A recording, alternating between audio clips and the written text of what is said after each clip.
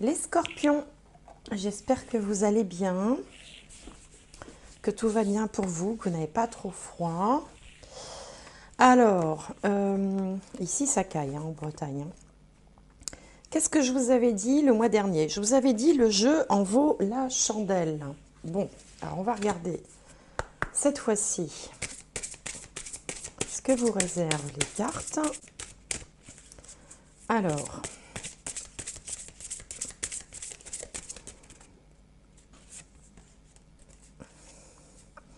quel rêve étrange, échouement, retour à la réalité, rentrée à la maison. Échouement, ça se dit pas tellement, échouement. Je sais pas de quel pays il est ce rock là, mais les traductions sont bizarres. Quel rêve étrange. Bon, retour à la réalité, rentrée à la maison. Bon, alors là, il y a peut-être un, comment dirais-je, un grain de sable dans le rouage. Alors, on va voir. Mais en même temps, on vous parle d'un rêve. Hein. Donc, rêve ou réalité? Est-ce qu'il ne s'agirait pas d'une peur? Alors, on va regarder ce que nous dit le tarot pour éclairer cette carte un petit peu obscure. Hop. Eh bien, écoutez, on a la carte du bonheur, le 10 de coupe. Le bonheur, la plénitude. Alors, ça peut être aussi rentrer à la maison, le sentiment aussi d'être de retour au bercail, de rentrer chez soi, d'avoir trouvé sa place. Bon, peut-être que on est dans une forme de bonheur et que justement on a peur que ça s'arrête. Auquel cas, ben, on fait des rêves qui expriment un petit peu le contraire, parce qu'on est dans la peur de perdre quelque chose, c'est possible aussi. En tout cas, ce 10 de coupe ici nous parle vraiment, c'est une des plus belles cartes du jeu de tarot. C'est le bonheur, c'est la plénitude, c'est le contentement, on manque de rien, enfin je veux dire aussi bien sur le plan sentimental que sur tous les plans, dès lors qu'il y a un petit peu d'affect. Hein. Sentimental, familial, on se sent soutenu, on est bien. Bon, alors on va demander à l'oracle du soleil de nous en dire plus. Alors, en 5 cartes, voilà 2, et encore 2.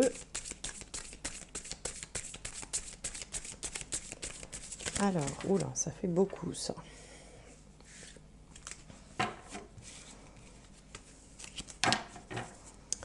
Et ben voilà, on va faire comme ça. Alors, qu'est-ce qu'on a? Les secrets, la réussite, l'enthousiasme, l'idéalisme et l'excitation. Bah avec ça, je comprends que vous ayez le 10 de coupe. Hein. Vous avez quand même 3 cartes solaires, 3 cartes du soleil. Sur vous, c'est pas étonnant, Vénus en scorpion, les secrets. Alors c'est vrai que le scorpion est un des signes les plus secrets hein, du zodiaque, hein, c'est-à-dire qu'il a parfois il ne va pas se dévoiler comme ça du premier coup. C'est pas le genre de signe à raconter sa vie au premier venu. Il est généralement dans la méfiance, dans l'observation, un peu stratège aussi, c'est-à-dire qu'il attend d'avoir tout bien observé, tout bien analysé pour poser un acte ou prendre une décision. En même temps, Vénus en scorpion, c'est aussi la passion. Un Vénus, c'est l'amour, et avec le scorpion, c'est un amour-passion. Donc, il se peut que certains d'entre vous aient rencontré l'âme sœur et n'en aient pas encore parlé autour d'eux, parce que justement, la peur que ça s'arrête, ou la peur de se tromper, donc on attend un peu un genre de confirmation. Il se peut aussi qu'on ait découvert quelque chose une passion au sens un nouveau loisir, un nouvel engouement pour une activité. Ça peut aussi représenter ça, par exemple dans le domaine artistique ou partout où on peut retrouver Vénus, ou esthétique, ou ce genre de choses. Alors, ça peut aussi parfois être en lien avec l'argent, Mais bon, ici, pour l'instant, j'ai pas vraiment de carte relative au matériel ou à l'argent. Alors, en contre, bizarrement, on a la réussite.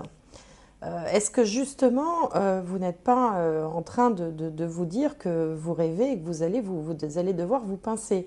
Parce que ces deux cartes-là, les deux premières, me font vraiment penser à ça. C'est-à-dire qu'on nage dans le bonheur et on n'a qu'une peur, c'est que ça s'arrête.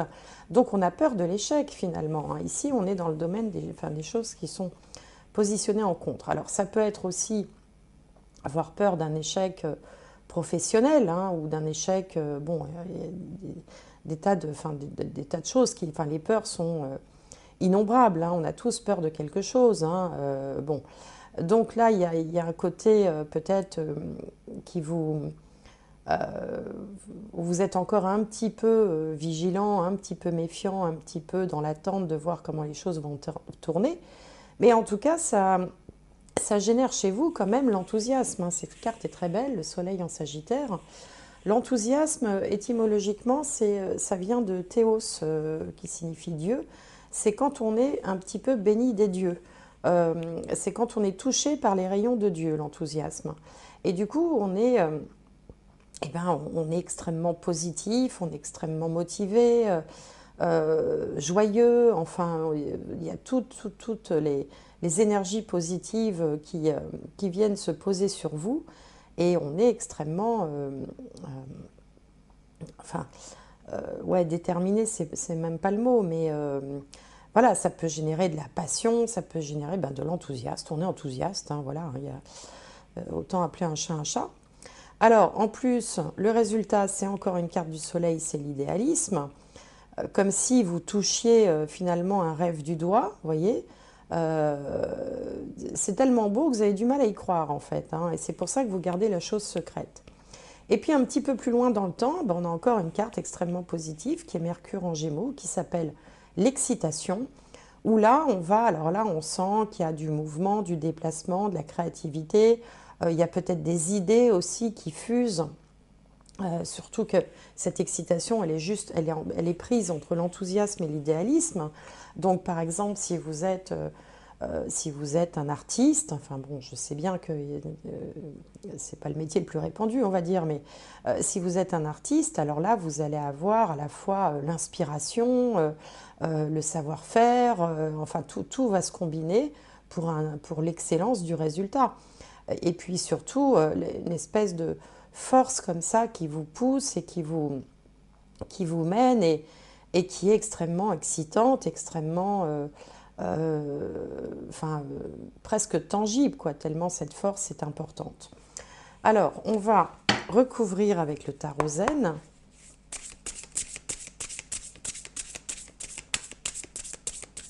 Oh, c'est vraiment un beau tirage, hein. Alors bon, si ça ne vous parle pas du tout, si ça ne correspond pas à vos énergies du moment, parce que bon, c'est possible aussi, hein, n'hésitez pas à aller faire un tour du côté de votre signe ascendant, signe solaire, si ce n'est pas le scorpion, signe lunaire, ou alors aussi de vous dire que c'est l'énergie qui arrive à vous et que elle n'est peut-être pas encore là tout de suite, mais que ça peut changer. Vous savez, les choses changent très vite dans la vie, hein. Alors, on recouvre.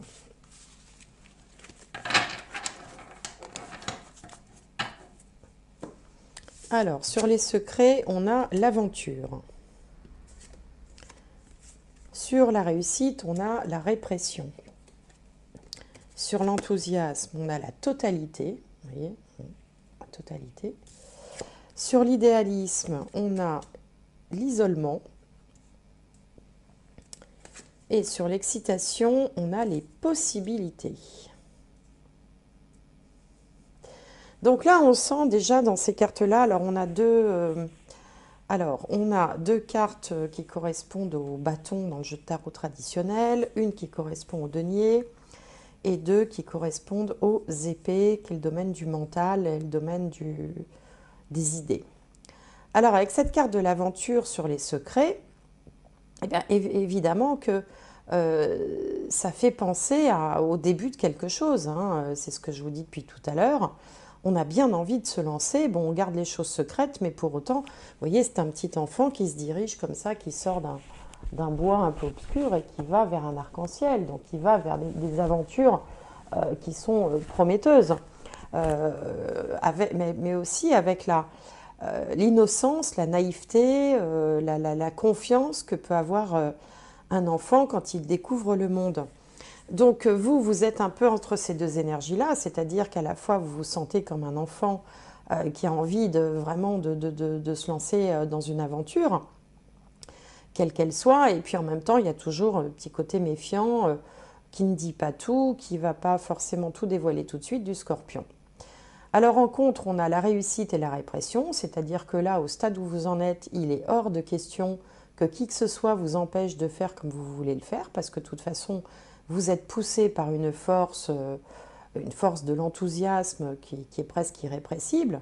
D'ailleurs, irrépressible, répression, vous voyez. Donc là, vous ne vous laissez pas enfermer, c'est-à-dire que personne ne viendra vous donner de conseils ou essayer de vous emmener dans un sens qui n'est pas celui que vous avez choisi. Il est hors de question de se laisser entraver par quoi que ce soit ou qui que ce soit. Alors en haut, avec la totalité, on a et l'enthousiasme. Ça dénote le fait que vous avez envie de vous battre. Alors pas de se battre au sens se disputer ou au sens conflictuel du terme, mais vous avez vraiment envie d'y consacrer toute votre énergie parce que vous êtes complètement emporté par soit cette nouvelle relation, ce nouveau travail, ce nouveau loisir, cette nouvelle passion, ce nouveau projet. Enfin après, il faut adapter ça aussi un petit peu à vos circonstances personnelles et à votre vie. Mais en tout cas, vous allez mettre les bouchées doubles et voire triples et vous allez vraiment vous donner toute votre énergie dans ce projet. Alors, l'idéalisme, on a l'isolement. C'est le 3 d'air. Ça correspond au 3 d'air dans le jeu de tarot traditionnel. Ou d'ailleurs le 3 d'épée, parce que selon les jeux, on a air, eau, feu, etc. D'autres, c'est épée, bâton, coupe, enfin bon. Donc je me mélange un peu. Mais enfin ici, c'est le 3 qui correspond aux épées, ou à l'air dans d'autres jeux. Et donc elle s'appelle l'isolement. Et elle vient recouvrir l'idéalisme étant le résultat. On sent quand même que vous n'avez vraiment qu'une peur, c'est que ça échoue. C'est un peu ça que nous disait cette carte-là. Quel rêve étrange. En fait, vous êtes entre l'excitation de toucher votre rêve du doigt, enfin vous êtes vraiment, vous atteignez l'idéal, comme le dit l'idéalisme ici, et en même temps vous n'avez qu'une peur, c'est que ça s'arrête ou qu'il y ait quelque chose que vous n'ayez pas vu, pas senti, mal estimé. Et du coup, vous allez quand même essayer de tempérer un petit peu ce côté tout feu tout flamme idéaliste, en essayant quand même de temps en temps de vous ramener vous-même les pieds sur terre, si vous voulez, de pondérer un petit peu vos ardeurs, en essayant d'utiliser cette fois-ci le cerveau qui résonne, hein, puisqu'on est ici dans le monde du mental, hein, avec le 3 d'épée. En essayant de temps en temps de vous dire, bon, objectivement, où j'en suis, même si vous aurez beaucoup de mal, parce que vous êtes quand même emporté par l'envie, vous voyez, c'est entre le cœur et la raison, clairement, vous avez choisi le cœur, mais de temps en temps, la raison vient frapper à la porte en disant, ouh, coucou, j'existe, et qu'en est-il objectivement de cette passion qui t'emporte ? Et puis, sur l'excitation, ici, ben, on a les possibilités. Donc, ça veut bien dire ce que ça veut dire. C'est le 2 de bâton. Alors, il y a quand même une petite hésitation, mais il va falloir prendre une décision. C'est-à-dire qu'à un moment donné, même en étant hyper excité, motivé, passionné, et en ayant posé quand même deux, trois éléments concrets sur la table, eh bien, il va falloir, entre le cœur et la raison, il va falloir faire un choix. Et donc, bon, le choix, il recouvre quand même l'excitation. L'excitation, on n'est pas tellement dans le raisonnable. On est plutôt dans la partie cœur que dans la partie raison. Mais quand même, il va falloir faire un choix, il va falloir mesurer le pour et le contre, enfin peser le pour et le contre plutôt. Et puis, on vous dit aussi que ben, le choix, c'est le vôtre finalement. Vous seul pouvez décider de la suite des choses. Et c'est ça l'important, c'est vous qui décidez. Alors, inutile peut-être de vous angoisser, voyez, puisqu'on a ici, bon, de très belles cartes. Franchement, de très belles cartes. Hein. Alors, on va faire un petit coup de triade. Un petit coup de triade pour voir un petit peu ce qui se joue au-delà de ce que vous vivez là sur Terre. Qu'est-ce qui se joue Est-ce qu'il y a quelque chose à comprendre sur le plan spirituel, je veux dire. Alors, je vais faire ça en 3 cartes. Ou est-ce qu'il y a un autre conseil ou... Alors, on voilà une. Allez, il m'en faut encore 2 pour les scorpions.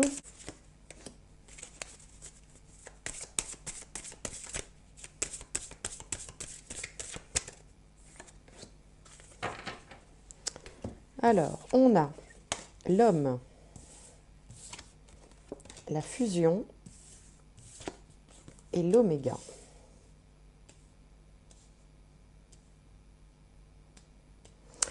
Alors, l'homme, effectivement, ça peut représenter un homme, hein, forcément. Ça peut vous représenter si vous êtes un homme.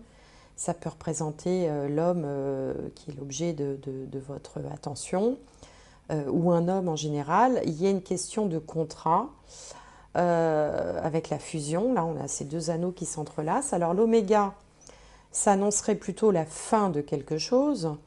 Mais compte tenu des cartes précédentes, je pense que, en fait, et compte tenu du fait qu'on est ici dans une dimension un peu plus spirituelle, je pense que ça signifie que vous avez dépassé quelque chose dans le cadre de vos relations affectives. C'est-à-dire que vraisemblablement, vous avez peut-être été déçu, vous en avez peut-être un petit peu bavé depuis toujours ou depuis le début, où il y a peut-être eu quelque chose une histoire plus marquante qu'une autre qui vous en a fait particulièrement baver. Et justement, là, cette carte d'Oméga vient vous dire que ça y est, c'est la fin de cette épreuve. Vous avez sûrement tiré les leçons des relations peut-être difficiles ou d'une relation difficile que vous avez pu avoir par le passé. Et maintenant, on voit un petit peu le bout du tunnel. On peut enfin s'épanouir, comme le disait le 10 de coupe ici, la carte du bonheur. On peut enfin s'épanouir et espérer vivre autre chose parce que quelque chose a été réglé précédemment dans ce domaine-là. Alors, il peut aussi être question alors, si on est dans une mise en garde, il faudrait faire attention à ce qui peut prendre la forme d'une dépendance affective. C'est-à-dire qu'on est tellement heureux, tellement épanoui que finalement, cette relation ici, c'est, comme on dit, l'alpha et l'oméga. C'est-à-dire que tout commence et tout se termine avec cette relation. Ça devient un peu le centre du monde, quoi.